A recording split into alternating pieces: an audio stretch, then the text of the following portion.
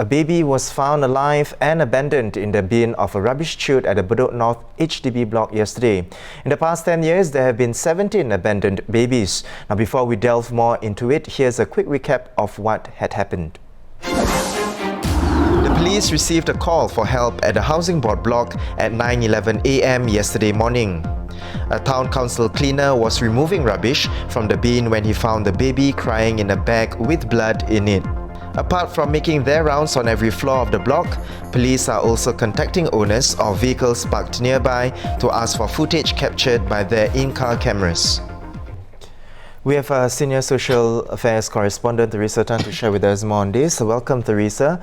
Now, Theresa, let's have a quick recap of the incident. Are there any latest updates so far? So we checked with the police this afternoon and they are still investigating.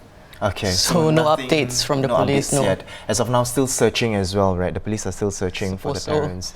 Yeah. Now, Theresa, we are curious, right? What happens to abandoned babies?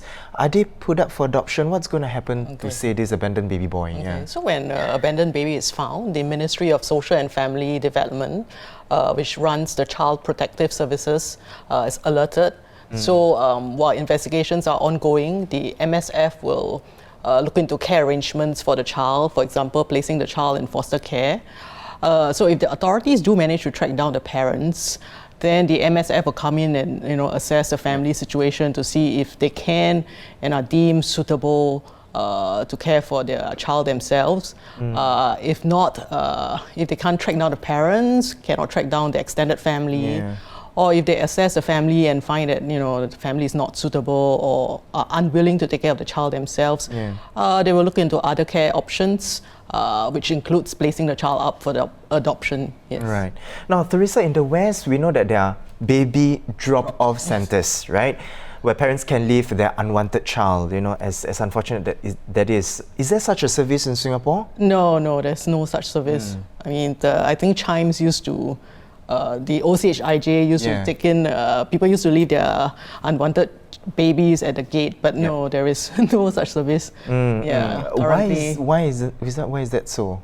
When I spoke to social workers earlier today, I mean, they were telling me that there is a host of support services for pregnant women in distress. And given that the number of abandoned babies found is so low, it's like, 17 cases in 10 years, they do not see the need for such a service. Right. And now, Theresa, you brought that up, 17 babies found in the past 10 years.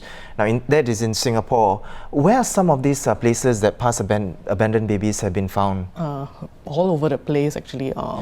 Leaf landings, toilets.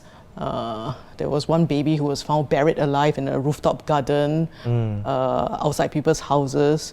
And in one very shocking case, a woman actually gave birth and walked out of the hospital without her baby. Oh, and that was done on purpose?